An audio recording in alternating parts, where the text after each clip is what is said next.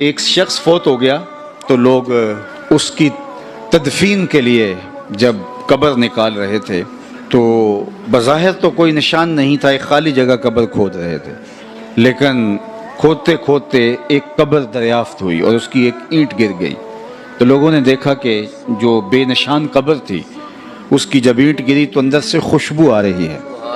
اور تازہ گلابوں کا ماحول اندر ہے جو ماحول کو مشک بار کیے ہوئے ہے۔ ایک اینٹ تو گری تھی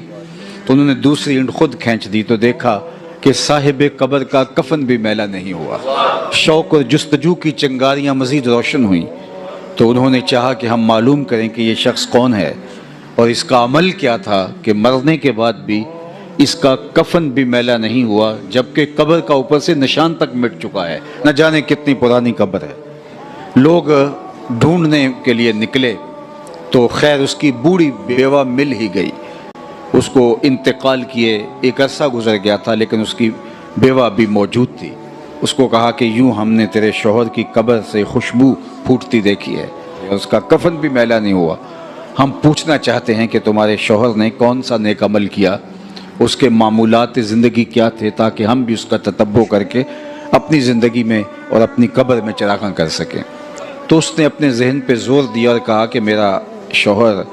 کوئی پڑھا لکھا شخص نہیں تھا، عام سا مسلمان تھا، وہ تو قرآن مجید بھی پڑھا ہوا نہیں تھا، لیکن ایک بات مجھے یاد آئی کہ فجر کی نماز کے لیے جب وہ مسجد میں جاتا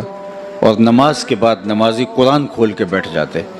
تو اس سے بہت تکلیف ہوتی کہ کاش میں بھی قرآن پڑھا ہوتا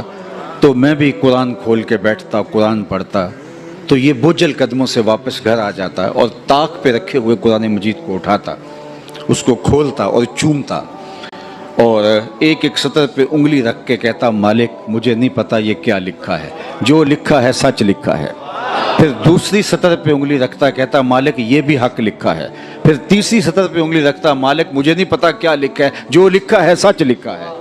اس طرح انگلیاں پھیرتا جاتا اور یہ کہتا جاتا مالک یہ بھی سچ ہے، یہ بھی سچ ہے، یہ بھی سچ ہے، یہ بھی سچ ہے۔